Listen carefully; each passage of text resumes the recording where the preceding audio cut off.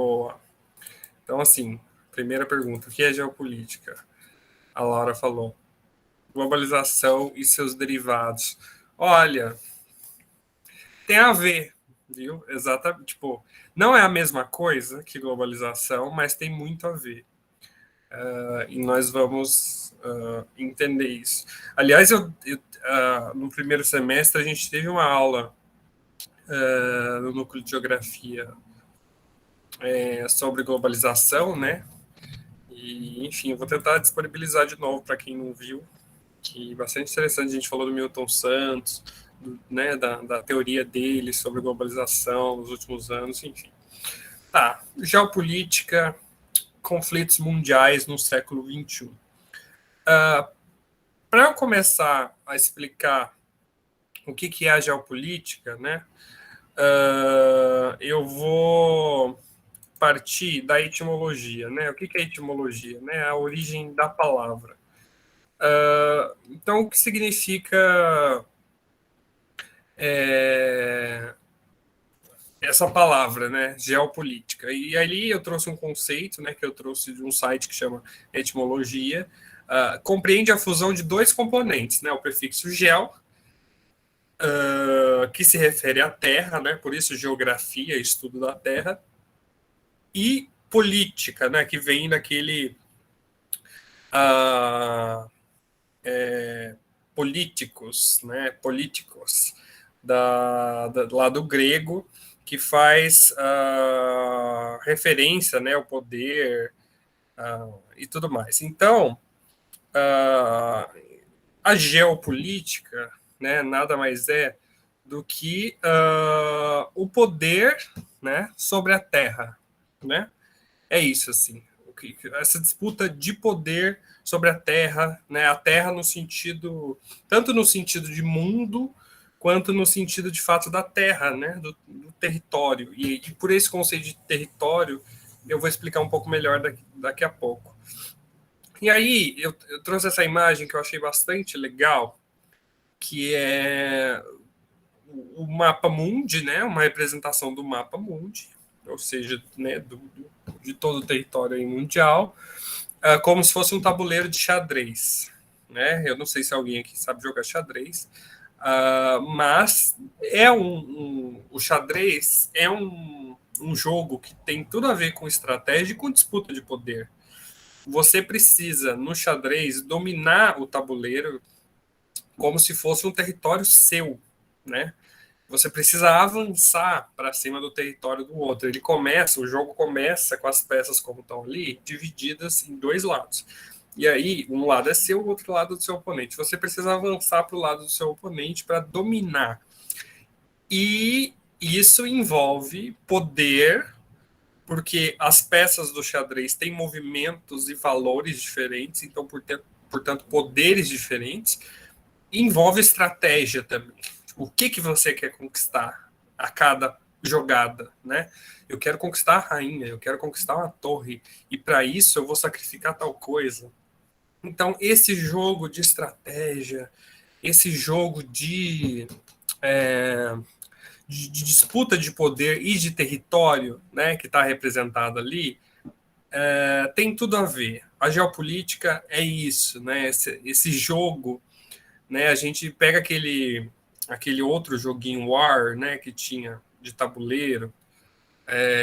Nem sei se vocês conhecem, se é da época, mas um tempo atrás a gente jogava muito coisa de tabuleiro. E tinha o de War também, que é essa coisa assim de você dominar o território do outro, estratégia e tal. E a geopolítica nada mais é do que isso, né?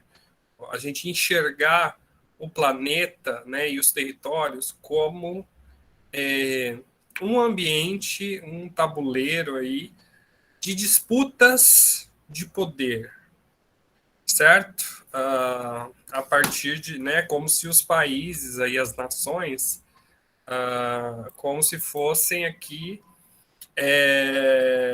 as peças, né, que vão avançando para dominar as outras e derrubar as outras com interesses aí específicos, certo?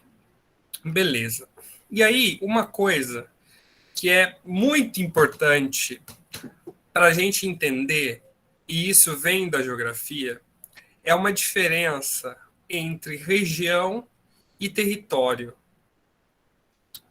Esses dois conceitos são muito comuns nessa discussão da geopolítica, mas o real significado dessas palavras é pouquíssimo conhecido. E isso faz com que a gente cometa erros às vezes. A gente tem o costume de usar algumas palavras como se fosse a mesma coisa. São elas região, território, lugar, espaço, área. Dentro, né, de um caráter mais formal, né, nas ciências humanas, especificamente na geografia, cada uma dessas palavras tem um uso específico e diferente, né? Então, isso às vezes faz com que a gente cometa erros no vestibular, tanto na resolução das questões, e principalmente se você vai fazer algum vestibular que tenha questão escrita, né? Tipo, que a segunda fase, que você tem que responder escrevendo. E aí, se tem questões de geografia, de história, e você erra nessa questão desses conceitos, pode dar algum problema. Quais deles são os mais importantes aqui para nós, para entender essa questão de geopolítica? Região e território. São duas coisas diferentes. Região, ela tem a ver com uma homogeneidade, né? Com um conjunto de características de elementos humanos naturais num subespaço. O que isso quer dizer? Essa região, ela não é necessariamente oficializada por um poder político, militar, sabe? A gente define uma região a partir de aspectos humanos, culturais e naturais. E o território, ele tem a ver com o poder político, jurídico, institucionalizado. E o que isso significa na prática? Eu vou dar um exemplo do Brasil, né? Uma coisa é a região Nordeste, tá? Região. Uma coisa é a região Nordeste. Outra coisa é o estado do Ceará, o estado de Alagoas, o estado da Bahia, Pernambuco, Paraíba. Qual que é a diferença? O que define a região Nordeste?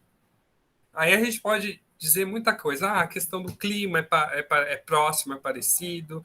A questão cultural é parecida, unifica esses estados. Deixa eu ver. O que mais? Questão de sotaque tem uma coisa mais parecida.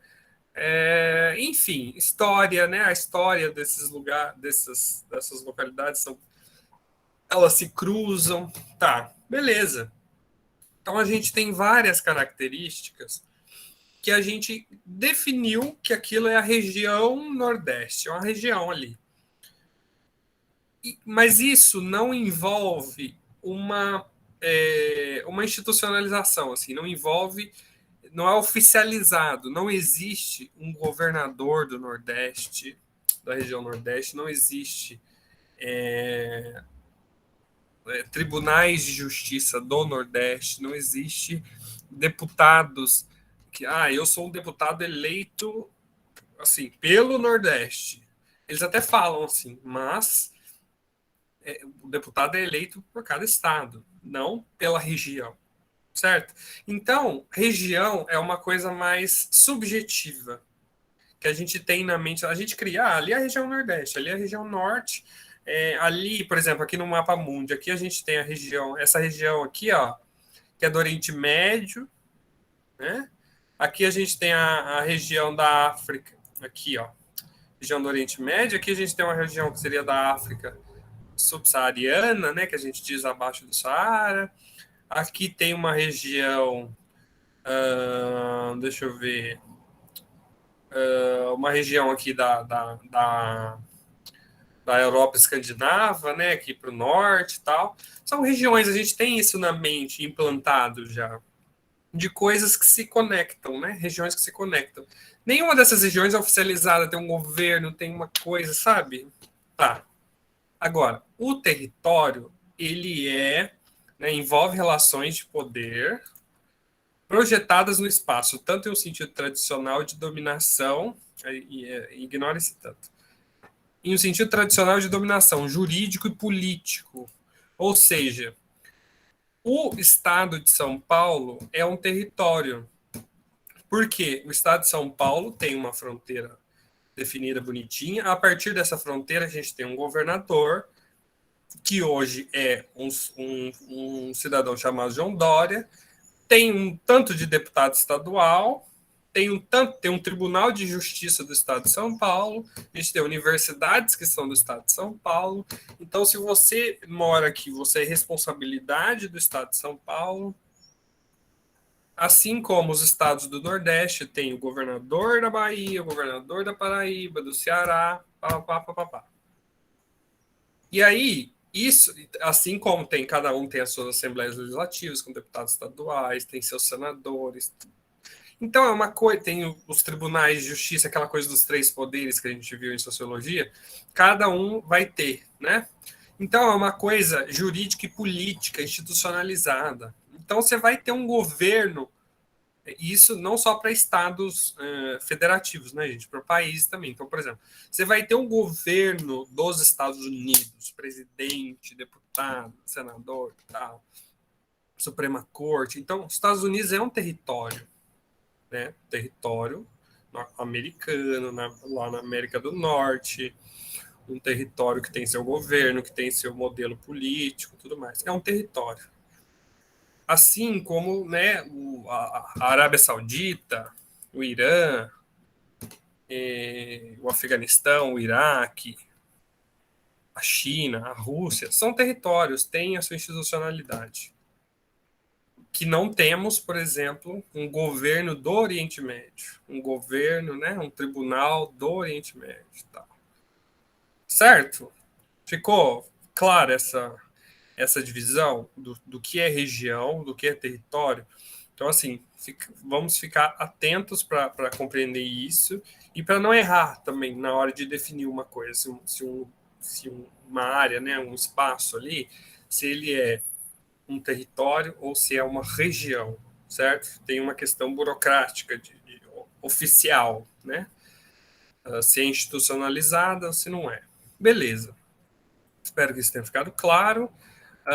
E aí, eu trago aqui, né, algumas, né, pensando naquela coisa das disputas do tabuleiro e tudo mais, eu trago essa reflexão das razões, né, dessa disputa dessas disputas e de conflitos no mundo. Então, por que os países, né, os seus territórios, por que existem disputas, né? Por que os países entram em conflito um contra o outro?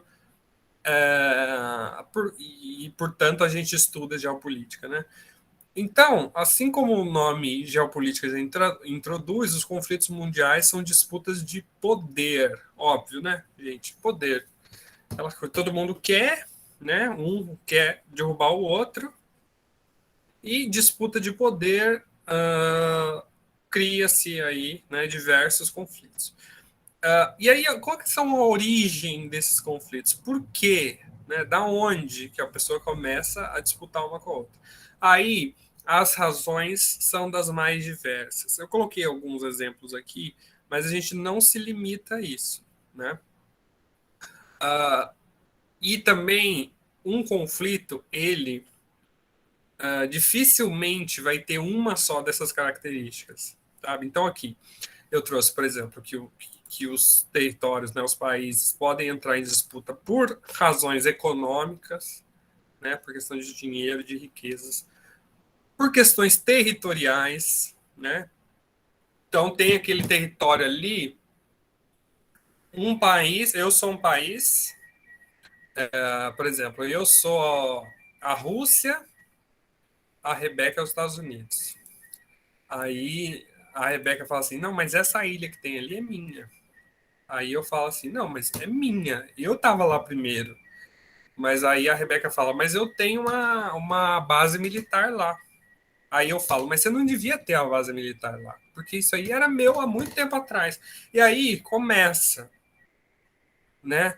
E a gente, por exemplo, eu citei ilha, porque tem uma disputa famosa, que é o caso das Ilhas Falklands ou Ilhas Malvinas, né? Que é uma disputa entre a Argentina e a Inglaterra, que dura muitos anos, que a Argentina diz que a ilha é da Argentina, que as ilhas são da Argentina, e a Inglaterra diz que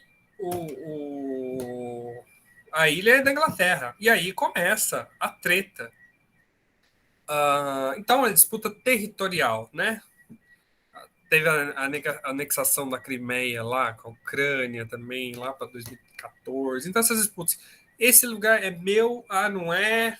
De quem é? Disputas territoriais. Culturais, né? Então, por exemplo, no caso da África, com o imperialismo, né, da Europa sobre a África, criaram-se aquelas divisões de países que a gente conhece hoje, né? E foram divisões impostas pela Europa dentro do continente africano. E isso coloca dentro do mesmo território, portanto, do mesmo espaço delimitado politicamente, coloca dentro do mesmo território tribos e comunidades culturais muito diferentes e choca, né? Mas por que que eu, que sou totalmente diferente, nós falamos uma língua diferente, nós comemos coisa diferente, nós usamos roupa diferente, por que que nós temos que ser do mesmo país? A nossa religião é diferente, certo? E aí junta também as questões religiosas, né? Você tem uma religião que não é a do outro, o Deus que você acredita, ou os deuses que você acredita, não é o Deus do outro, isso gera treta, muita. E então, assim, se vocês imaginam que no Brasil acontece uma rivalidadezinha entre católicos e evangélicos em alguns espaços, isso porque são cristãos, né? Tem uma base, uma Bíblia em comum e tal. E também é uma coisa, né? Agora, vocês imaginam em países, em territórios que o negócio é completamente diferente, a religião é outra, então é muçulmano com cristão, com judeu, e aí também dá problema, principalmente no Oriente Médio. A gente vai falar um pouco daqui a pouco, e que essas questões são um pouco intensificadas, né? E por razões políticas, né, de disputa de governo e tal, de rivalidade, e ideológicas, né? Dependendo do tipo de modelo político, de ideologia política que você acredita, né, às vezes um país pode entrar em conflito com o outro por causa das suas, né, ideologias políticas, né? Então, assim, por exemplo, a gente tem uma rivalidade enorme entre a Coreia do Sul e a Coreia do Norte, né? É claro que isso não é necessariamente só por uma questão ideológica, como eu disse, é muito difícil ter um conflito que vai ser só uma coisa dessa, mas o conflito da Coreia do Norte envolve muita coisa, né? Econômica, territorial, política, e aí ideológica no sentido de que a Coreia do Sul é um país que se desenvolve a partir de um mercado capitalista, né? Tem aí crescido na questão cultural, de cinema, de música, tudo mais, tem se desenvolve, né, economicamente. E a Coreia do Norte é um país fechado, né, de um tipo de comunismo um pouco diferente do que de outros que a gente já viu pelo mundo, mas um tipo de comunismo. Então, a disputa ideológica aí cria uma rivalidade entre, né, um país e outro. Beleza. Nessa linha de disputas ideológicas, para falar do século XXI, a gente precisa voltar no século XX. Porque o que foi as disputas políticas do século XX, a disputa geopolítica do século XX? E aí, no final da Segunda Guerra Mundial, né, em 45, eu espero que vocês tenham visto a aula da Larissa ontem, que falou sobre, né, de história, que falou sobre isso, sobre as guerras mundiais. E aí, com o final disso, né, dessa guerra, as duas maiores potências do lado vitorioso Elas travaram uma disputa de décadas ali por influência no mundo, gerando um mundo considerado bipolar. O que é bipolar? Dois lados, certo? Dois polos. A gente tinha, né, que nesse caso as duas potências eram os Estados Unidos e a União Soviética, né? Então eles tinham dois polos diferentes. O mundo que estava com os Estados Unidos, né, geralmente o Ocidente com os Estados Unidos, o mundo capitalista, uma economia capitalista, e o polo comunista, né, que estava junto com a União Soviética ali, naquele grupão. E aí, claro, gente, tinha uma outra parte do mundo que estava fora disso. Não era o mundo inteiro que estava nisso. O hemisfério sul inteiro, praticamente, o Brasil, apesar de estar configurado numa economia capitalista, não estava assim muito inserido nessa disputa. E aí surge aquele termo que vocês já devem ter ouvido falar de país de terceiro mundo, que eu acho que com certeza vocês já ouviram falar em algum momento. E esse termo ele vem dessa época. Porque se o seu país não era nem um país desenvolvido rico economicamente do lado capitalista, e nem era um país socialista comunista, era um país considerado de terceiro mundo, né? Era aquele país que estava ali, de lado, né? Estava ali no cantinho dele, esperando para ver o que essa treta ia dar.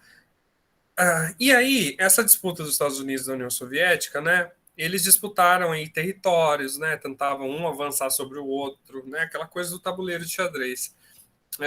Disputa pelos modelos econômicos que eram muito diferentes, né? Um era a economia de livre mercado dos Estados Unidos, tal, da União Soviética uma economia planejada, né? Baseada no planejamento, então tudo passa pelo Estado.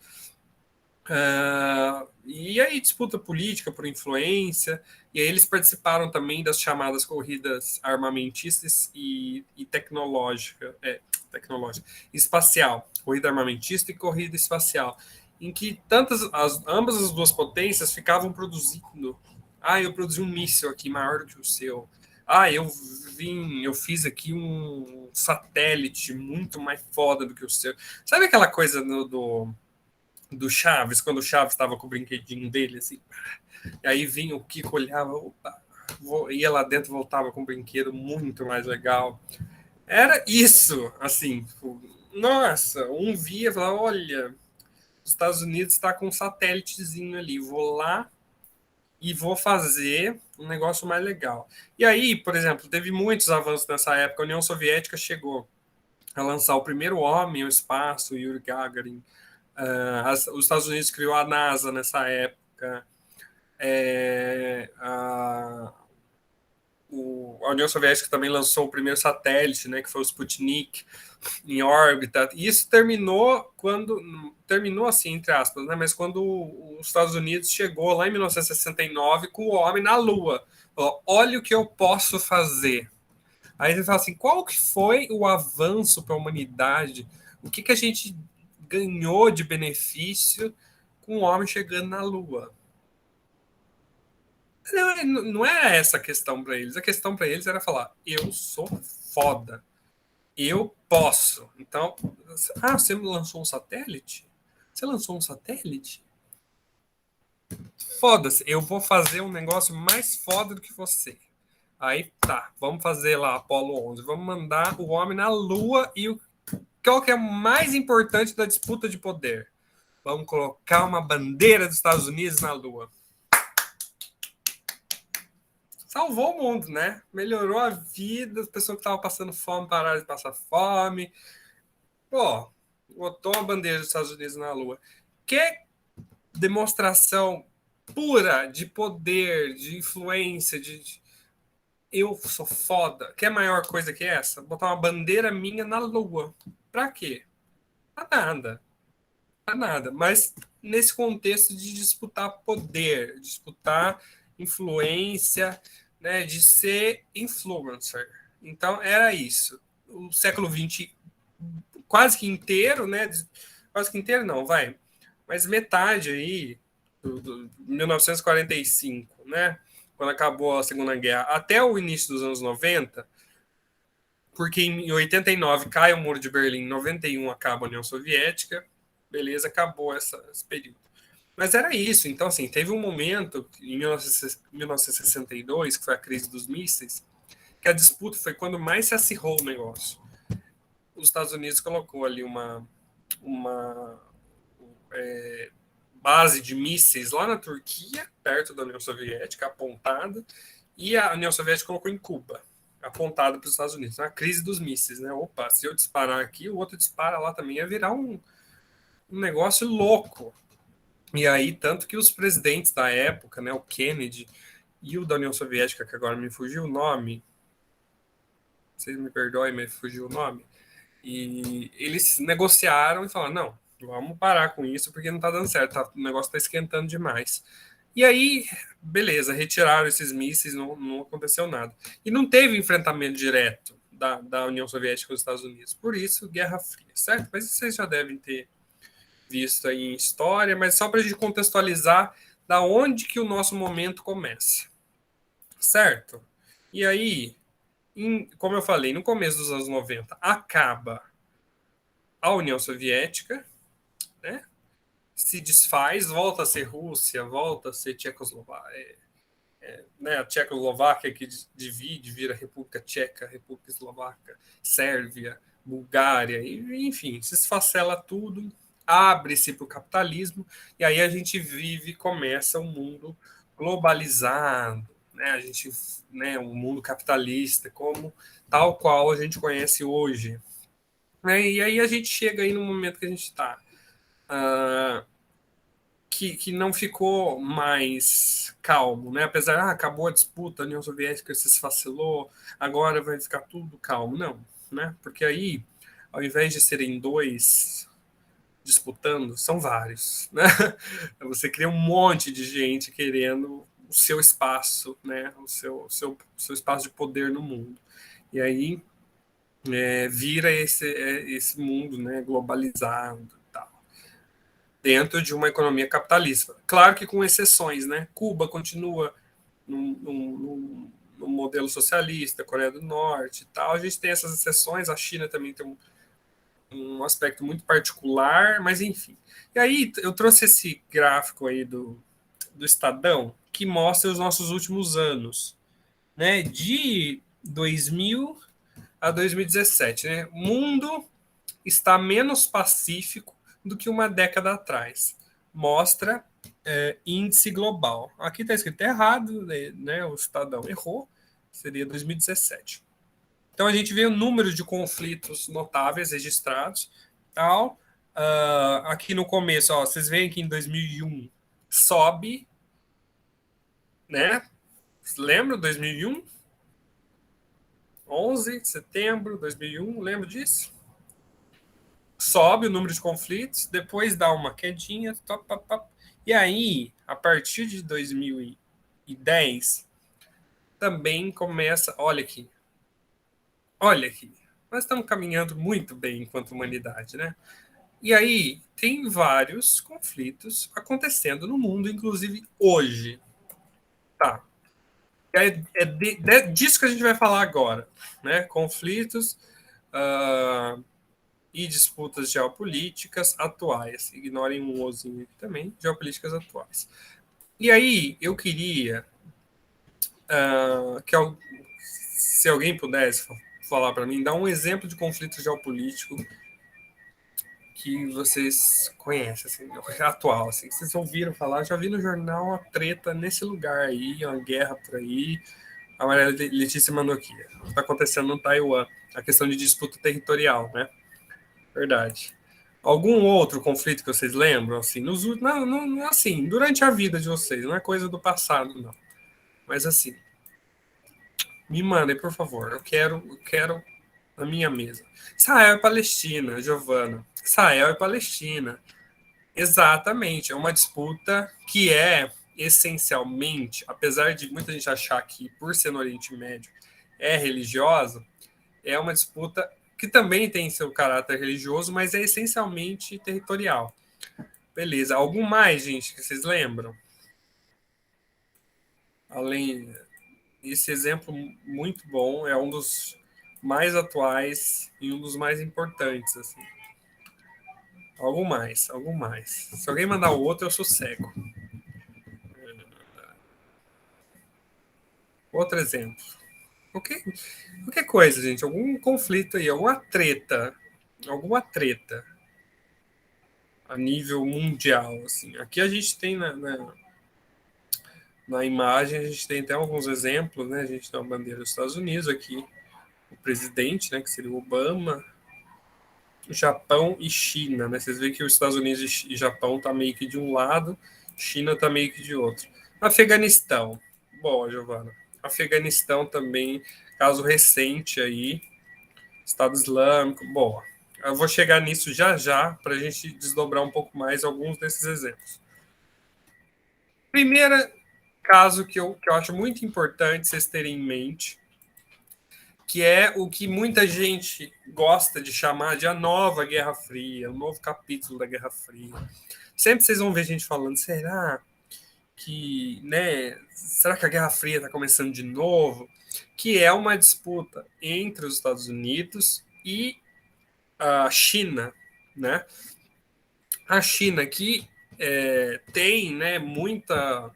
A China tem esse histórico ainda do Partido Comunista. A China é liderada hoje pelo Partido Comunista, mas é um modelo comunista diferente do que era o da União Soviética. É um modelo aberto, um modelo que comercializa com outros países, um modelo que se industrializa e tudo mais. Aberto para capital internacional, mas com tradições políticas comunistas. E os Estados Unidos, a gente sabe, sempre foi liberal, tal, capitalista na veia, né? Dinheiro, a alma da vida, é isso.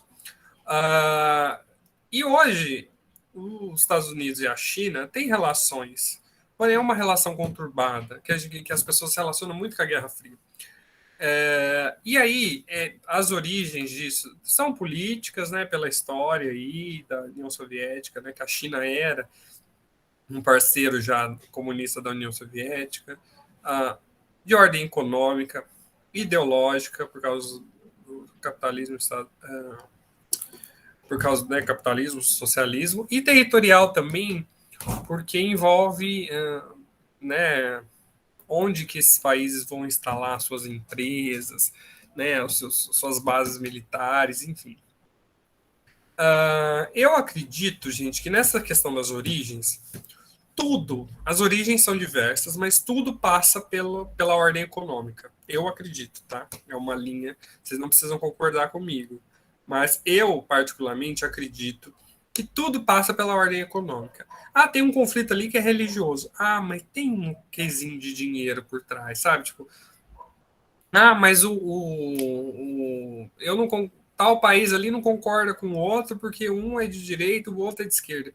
Mas aí tem a ver com a economia, porque a economia de um é aberta, do outro é fechada, de um é capitalista, do outro não é. Mas ali, enfim, eu acredito que todas, né, a gente tem características ideológicas, religiosas, culturais, mas no fim, né, o material, né, a disputa, a realidade ali material, a disputa pelo petróleo, pelo território, pelas riquezas naturais, tudo isso tem a ver com a questão econômica, né? Nada me convence do contrário. E aí, a grande disputa entre os Estados Unidos e a China hoje é a chamada guerra comercial, né? Que é o quê? Os Estados Unidos e a China, eles importam e exportam muito. O que é isso? Eles compram e vendem muita coisa para o mundo inteiro. Tanto é que eles são ricos, né? Os Estados Unidos é o país mais rico do mundo, a China é o segundo. E tem economistas que dizem, e a China está num crescimento muito acima da média, os Estados Unidos não. Então tem economistas que preveem que a China, em algum momento aí do futuro próximo, vai ultrapassar os Estados Unidos. E isso claro que os Estados Unidos se preocupa com isso, né? Pô, os caras estão há 100 anos como a maior potência mandando no mundo inteiro. De repente aparece uma ameaça dessa. Os caras não ficam assim, de boa com isso, sabe? Então, existe uma guerra comercial. Eles vendem e compram do mundo inteiro. O Brasil é exemplo disso. Os dois maiores parceiros econômicos do Brasil são a China e os Estados Unidos. E aí, o que acontece? Em algum momento, os Estados Unidos, ali por 2018, percebeu que eles estavam mais comprando da China do que vendendo para a China. O que isso significa? Que a China estava lucrando mais que os Estados Unidos nessa relação. Então é o seguinte, eu tenho produtos que eu vendo para você, você tem produtos que vende para mim, né? Vou usar a Rebeca de exemplo de novo. Eu sou a China, ela é os Estados Unidos. Eu estou jogando os Estados Unidos para ela toda hora porque eu não quero ser os Estados Unidos. Eu sou a China, a Rebeca é os Estados Unidos. Ela compra, ela vende para mim, sei lá, R$ 150 por mês de produtos. Beleza, eu compro isso dela. Mas eu vendo para ela R$ 300 de coisa. Então ela para e pensa assim, porra, mas eu estou vendendo 150 para ele. Ele compra, mas eu tenho que comprar 300. Tem 150 que ele está lucrando aí, né, nessa história. Então, os Estados Unidos se tocou disso com a China e não gostou. E aí começou uma história de, eu vou taxar aqui nos Estados Unidos, eu vou taxar, colocar imposto no produto chinês, que aí vai ficar mais caro, o pessoal vai comprar o meu dos Estados Unidos. E aí a China não gosta, faz a mesma coisa lá na China com os produtos norte-americanos. Põe taxa em cima para ficar mais caro, para vender menos. Mas eu vou. Então, assim, né, se, por exemplo, os Estados Unidos tem uma indústria na China, vou tacar imposto aqui porque esse produto vai ficar caro e o povo chinês não vai comprar o nosso. E aí fica uma coisa, e aí a China desvaloriza a moeda também. Agora minha moeda vale menos, o meu produto vai ficar mais barato no mercado mundial, o pessoal vai comprar mais meu, sabe? Eu trago outra referência de Chaves para vocês, que é o episódio dos refrescos que o Chaves e o Kiko ficam lá vendendo refresco. Eu vendo por 50 centavos, eu vendo por 40 centavos, e aí no fim alguém dá lá o refresco, que eu não lembro qual dos dois foi. E é isso, é uma disputa comercial e vira uma guerra, né? Essa coisa que lembra a Guerra Fria, porque é uma disputa muito de discurso, não é de arma diretamente, né? E essa guerra comercial é muito recente, assim, é uma coisa que está aí acontecendo. O governo dos Estados Unidos mudou, né? Não é mais o Trump, graças a Deus.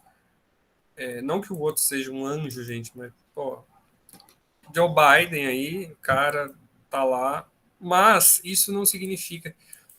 Quando muda o governo dos Estados Unidos, muda muito a relação deles internamente, mas não muda muito externamente. Externamente, para fora, eles continuam sendo os Estados Unidos, querendo lucrar, querendo dominar tudo. Então, mas eu coloquei aqui a imagem do Trump porque foi com ele que o negócio começou mais, né, a ser mais bruto ali.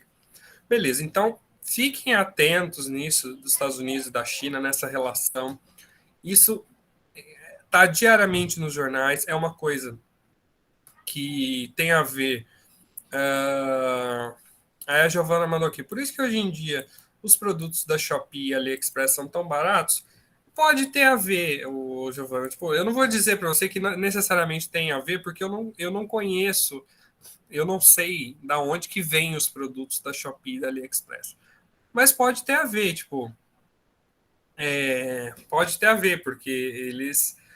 Mão de obra mais barata, nós vamos tirar as taxas, vai ficar muito barato, entendeu? E aí você vai ver o produto, às vezes até o brasileiro, que é isso que acontece no fim das contas, né? O brasileiro olha e fala assim, pô, mas o produto brasileiro tá mais caro do que o chinês, vou comprar o chinês. E é isso que a China faz e que os Estados Unidos não gosta, né? E aí os caras ficam putos e tal. E aí, por exemplo, aqui no Brasil não aconteceu isso. Mas lá nos Estados Unidos acontece, a pessoa vai comprar um Shopee da vida, e o governo vai lá e imposto, taxa, não vai comprar barato, não. E aí vira uma crise, porque um quer vender mais do que o outro e tal.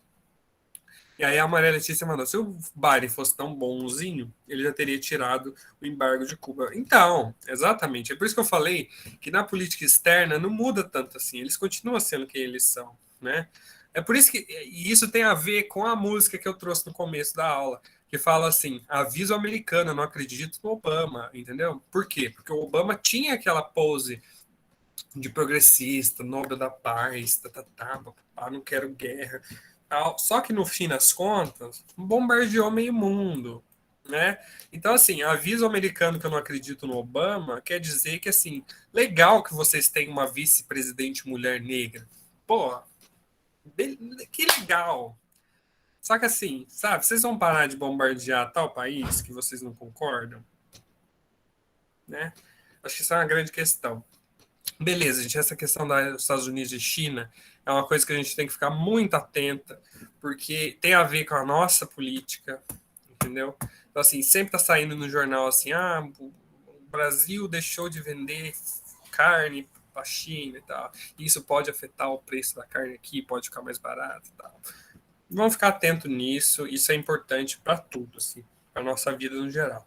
E uma das questões de geopolítica atuais mais importantes, mais relevantes, mais tudo. Belezinha. O nosso querido, o nosso famoso, tão falado, pouco compreendido Oriente Médio, né? Todo mundo já ouviu falar, o negócio lá no Oriente Médio. E é cheio de estereótipo, né, gente? Vamos combinar? Cheio de estereótipo. Isso que é foda, isso que eu não gosto. Eu fico puto, porque aqui a gente criou uma ideia de que o país que mais bombardeia os outros no mundo é os Estados Unidos. Mas quando chega um norte-americano aqui no Brasil, ninguém fala para ele assim: você vai me bombardear? Tem bomba aí? Não faz isso. Por quê? Disputa ideológica na nossa cabeça, sabe?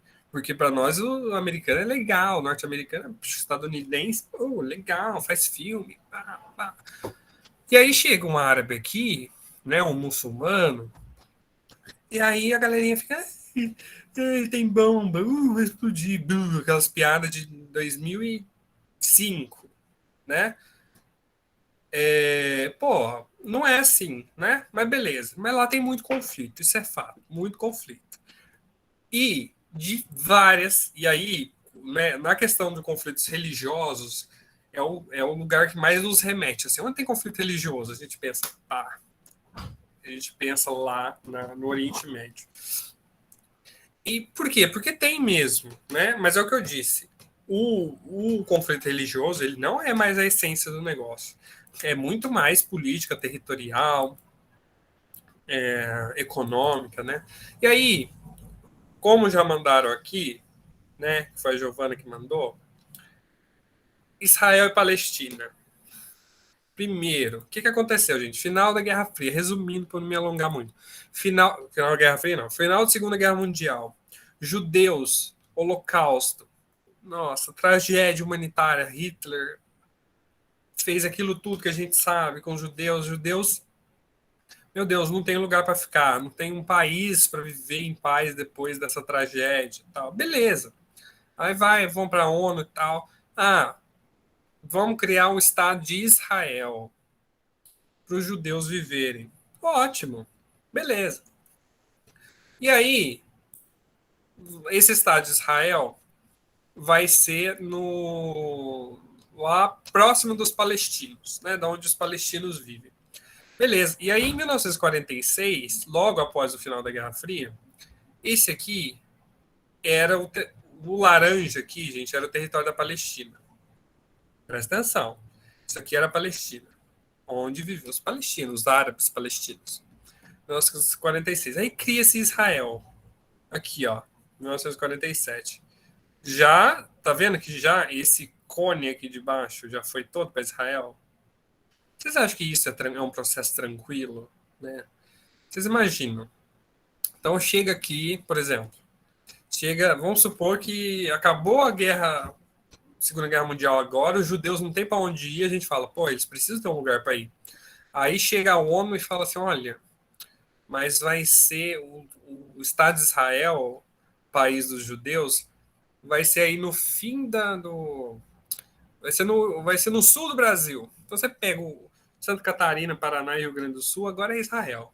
Aí o povo que mora ali, sei lá. Isso aí, isso aí depois a gente vê. E aí, olha aqui, Israel, tá, isso em 47. 20 anos depois, 1967, olha aqui, o branco. A Palestina já veio para cá, ó. Aqui, o que era tudo isso. E aí, isso aqui é 2011, tá? Ficou cortadinho em 2011. Olha isso aqui. Palestina é esse negócio aqui, esse laranjinho.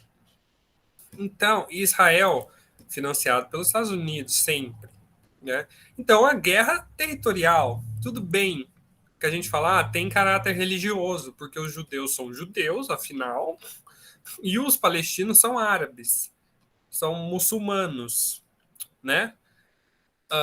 Beleza, tem uma diferença religiosa, mas essa não é a grande questão. A grande questão é isso daqui, ó. Isso daqui, ocupação territorial, desigual, tal. E aí, Israel, com financiamento dos Estados Unidos, portanto, tem um armamento pesadíssimo. Os palestinos muitas vezes entram em conflito com pedra, com pedaço de pau, com tudo mais.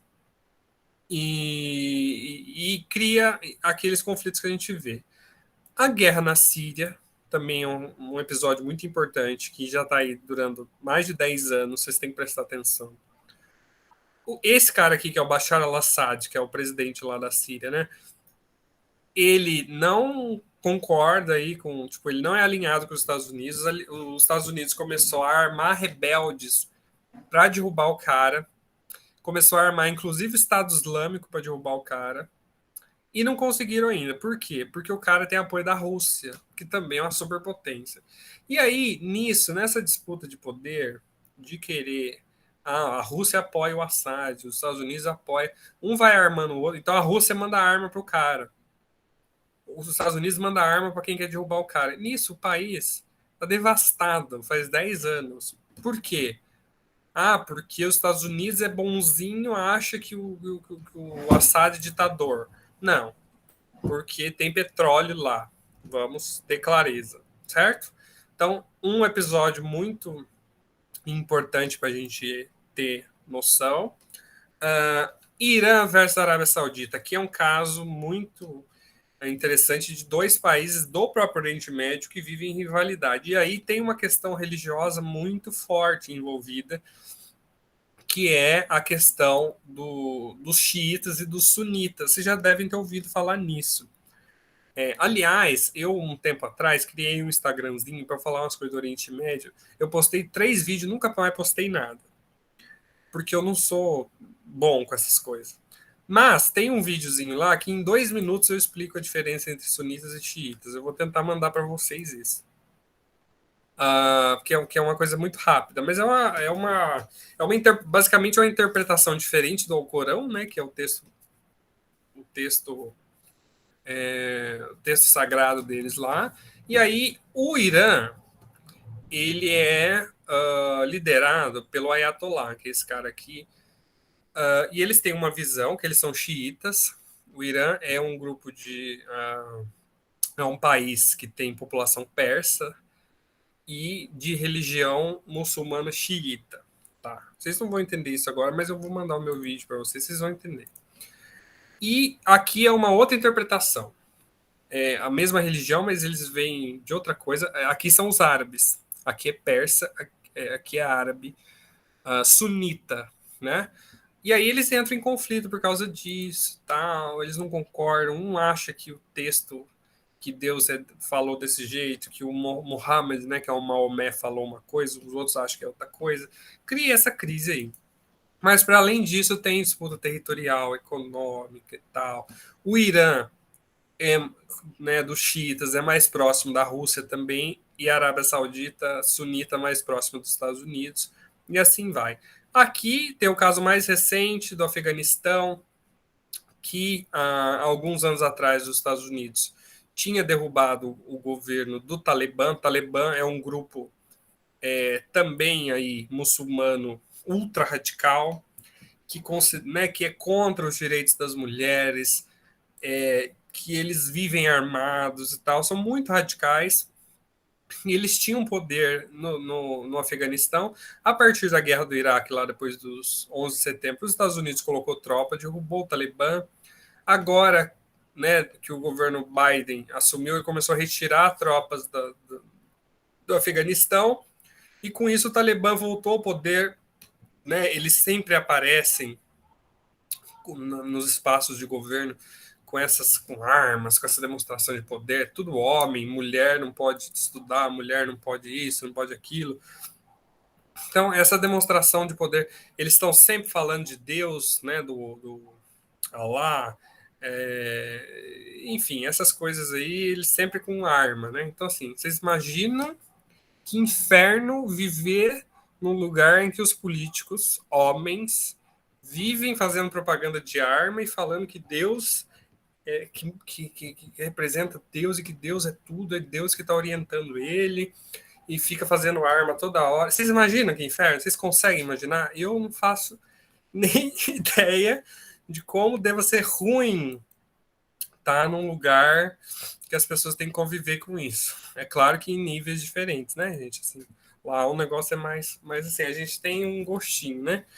Beleza, muito importante. Gente, presta atenção nisso. A guerra da Síria, o ano passado, ou esse ano, eu acho, está completando já 10 anos. Então é importante prestar atenção. Israel e Palestina está sempre na moda sendo discutido. O Irã, a Arábia Saudita, né, teve um caso no começo do ano passado, 2020, que os Estados Unidos matou um general iraniano. Isso criou criou uma tensão enorme. O pessoal começou até a ficar com medo de uma guerra mesmo, armada. E a questão do Afeganistão mais recente aí desse ano, com o Talibã voltando ao poder. Então fiquem atentos nisso, que é bastante importante. Tá, só para finalizar, gente, que a gente está não estourar muito meu tempo, queria falar da nossa querida e amada América Latina. E os conflitos geopolíticos mais aí relevantes que a gente tem nos últimos anos, né? Primeiro, o conflito entre a Venezuela e os Estados Unidos, né? Os Estados Unidos, eles, desde que o Hugo Chávez assumiu no final dos anos 90, que é um socialista, um militar socialista, começou a explorar muito o petróleo da Venezuela. A Venezuela tem muito petróleo, tem mais que o Brasil, muito mais. E começou a explorar muito, começou a crescer a economia, começou a construir moradia popular. Tá? O Hugo Chávez criou Porque você imagina, pegar dinheiro de petróleo, país que não tinha dinheiro começa a ter muito mais dinheiro, você começa a investir em moradia popular, saúde, não sei o quê. O cara ficou popular, o cara ficou querido, o Chávez ficou querido. Mas os Estados Unidos não gostavam disso, porque eles eram anti-norte-americanos, né? O Hugo Chávez. Nisso, tentaram dar golpe no Hugo Chávez em 2002, né? Não conseguiram. E aí o Hugo Chávez morre, né? Alguns anos atrás, se eu não me engano, 2015, alguma coisa assim. E assume esse cara aqui, esse bigodão aqui, chamado Nicolás Maduro, que é tipo muito pistola aqui nos Estados Unidos. Ele se impõe, os Estados Unidos já tentou derrubar ele, financiou um cara chamado Juan Guaidó, que era deputado. O cara se autoproclamou presidente da Venezuela, ninguém levou a sério, foi ridículo. Só que assim, e aí os Estados Unidos, assim como fazem com Cuba, né, começa a cercear a economia do país, da Venezuela, começa a ficar um negócio bem assim fechado. Então a Venezuela hoje encontra muitas dificuldades econômicas, né, inflação altíssima, mas ao mesmo tempo um grande apoio popular também da Venezuela. Na Venezuela acontecem eleições e os caras ganham, né? Agora, como acontecem essas eleições, não sei, mas tem e os caras ganham. E tem um grande, diferente aqui do Brasil, que os militares eles são mais de direita, né? Na Venezuela é o contrário. Olha aqui, o, o Maduro ele é socialista e a base militar dele toda é assim. Ele tem apoio militar, por isso que ele não cai. Por isso que os Estados Unidos tenta e ele não cai. Então, essa disputa por petróleo entre os Estados Unidos e a Venezuela é um negócio dos últimos anos que está aí, sempre está tendo uma declaração do Maduro contra o, os Estados Unidos contra a Venezuela. No fim, os Estados Unidos diz que quer derrubar o Maduro, que quer democracia, que é liberdade. No fim, a gente sabe que é petróleo. É uma questão muito complicada. Tipo, tem muitas críticas que dá para fazer ao governo Maduro. Realmente tomou um rumo um pouco diferente do que era com o Chávez. É um governo fechado, rígido. As pessoas passam necessidades lá, tanto que vem muito para o Brasil. Só que também pelas questões, né, externas, de embargo econômico, de ameaça todo dia, de derrubar o governo e tal. Enfim, os Estados Unidos chegou a financiar uma oposição armada, terrorista, para tentar derrubar o governo. Uma coisa, é claro que com interesse no petróleo, né, gente? Petróleo é um negócio assim. Você tem petróleo no seu país, olha, se prepara, que não vai ser fácil. Olha para nós, brasileiros. Temos petróleo. Desde que nós estávamos indo muito bem, descobriu o pré-sal, o povo ficou uns 2 anos feliz. Falou, nossa, pré-sal, vai ter mais dinheiro para o país. Ixi, ó, de lá para cá, só a ladeira abaixo. Então, a questão dos Estados Unidos e Venezuela, muito política, ideológica, mas dramaticamente econômica. O golpe na Bolívia. ah, Então, Maria, o Nicolás Maduro, assim como o Chávez, eles se denominam bolivarianos, né? Uma esquerda bolivariana. Então, sim, eles se identificam, né? Assim, nesse sentido de ser da soberania, né? Da liberdade do povo latino e tudo mais. Então, eles se autodenominam bolivarianos. No caso da Bolívia, é uma questão parecida, porque esse cara aqui, que é o Evo Morales, ele é o primeiro presidente indígena, né, da Bolívia, então, cara, assim, um marco histórico, cara popular pra caramba. Ele sempre carregou essa bandeira aqui, que é o Ipala, que é dos povos indígenas bolivianos. E aí ele estava, em 2019, ele estava caminhando para um quarto mandato, até que ele sofreu um golpe militar, religioso, pesadíssimo. Ele teve que sair de lá fugido. Teve aliados do Evo Morales que teve casa queimada, foram linchados na rua e tal. Derrubaram o cara, aí entraram no palácio do governo com bíblia, com arma, com tudo. Nossa, um negócio assim, conservadorzão mesmo, religioso. Derrubaram o Evo Morales. Ele fugiu, foi para o México. Depois, agora, no começo desse ano, teve eleições de novo uh, lá e o Luiz Arce, que é um aliado do Evo Morales, ganhou as eleições. Então, tipo, eles derrubaram o Evo Morales, porque falaram que ele era ditador, não sei o quê. O cara saiu fugido do país. Aí eles foram fazer eleições. Quem que ganha a eleição? O aliado do Evo Morales. Né? Enfim, ganhou. Agora, as pessoas que deram golpe estão sendo presas lá na Bolívia. Os caras que assumiram o poder por vias da força estão sendo presos, estão tudo indo para cadeia, sendo julgados, tudo mais. E a Bolívia está se reencontrando aí com esse caminho aqui. Cuba, né? Que tem aí hoje esse cara aqui, que o nome dele é Miguel Dias-Canel. Ele é o presidente lá de Cuba. Ele vem, né? Ele é aliado, né? Ele é membro do Partido Comunista Cubano. Então a gente sabe que o poder veio do Fidel Castro. Pesquisem sobre a Revolução Cubana. Pesquisem sobre a Revolução Cubana. É um processo muito interessante, né, para a América Latina, de autonomia, né, de soberania, assim, no sentido de enfrentamento, uma ilha, né, enfrentar os Estados Unidos como enfrentou, e aí dura até hoje. Então o Fidel Castro ficou aí décadas e décadas no poder, depois ele se adoentou, passou o poder para o seu irmão, Raul Castro, e aí o Raul Castro também já está mais de idade, né, o poder foi passado para esse cara aí, que é o Miguel Canel. E aí Cuba segue até hoje num modelo socialista, assim, né, fiel ao que era antes, claro que com dificuldades econômicas, principalmente depois que a União Soviética acabou, e que ajudava muito, mas segue aí, né, tem os embargos econômicos dos Estados Unidos, que os Estados Unidos pune aí quem negocia com Cuba, um negócio assim para minar mesmo, mas segue lá, Cuba segue, né, com as suas qualidades e defeitos, né, com sua com seu pouco desenvolvimento tecnológico, mas assim com grandes resultados em educação básica, em saúde pública e tudo mais. Então é um caso bastante interessante a se estudar, né? A gente escuta muito no Brasil, né? Às vezes você fala mal do Bolsonaro, a pessoa fala, vai para Cuba, lá é bom, vai lá ver se é bom. Aí às vezes você nem o que tem a ver Cuba, né? Os caras falam. Então é importante a gente, né, ter essa noção. E aí, para finalizar mesmo, a última fofoca do dia, falar a autocrítica, né? A fofoca, quando você faz fofoca de si mesmo, quando você fala de nós mesmos. A fofoca do Brasil e a crise diplomática, né? O Brasil, gente, sempre foi, né, considerado um país de terceiro mundo aí, naquele aspecto da Guerra Fria, mas a partir ali da redemocratização, né, começo dos anos 2000, começou a se desenvolver mais, começou a crescer mais, né? E aí começou a ser muito respeitado, assim, fora né, a nível mundial, assim.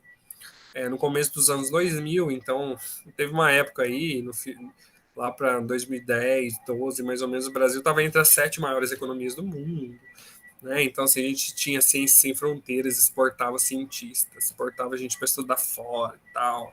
A gente chegou num nível, assim, bastante... O Brasil abre as Assembleias Gerais da ONU, né? O Brasil levou a primeira mulher a abrir a Assembleia da ONU e tal. Começou a ter uma estatura. Aí a gente, né, teve um processo duro, que foi o impeachment em 2016, um processo que dá uma desgastada no país, assim, por dentro, por fora, troca de governo e tal, assumiu o Temer, beleza. Mas aí chega o governo Bolsonaro, que traz uma grande crise diplomática. O que é diplomacia? Né? A boa relação do Brasil com os outros países. E a gente não tem uma boa relação com os outros países. A boa relação que nós tínhamos com os nossos vizinhos, a Venezuela, a Argentina, a Bolívia, o Chile, enfim, tudo isso começou a ser afetado, né, com o governo Bolsonaro. O Bolsonaro, ele vive batendo no Maduro, né, criticando o Maduro direto. O Bolsonaro, quando o governo de esquerda na Argentina em 2019 ganhou, né, que foi a Cristina Kirchner, que era presidente, ela foi eleita vice-presidente junto com o Alberto Fernandes, um governo de esquerda. Quando eles ganharam, o Bolsonaro falou que não era, ele não gostou do resultado. Ele queria outro.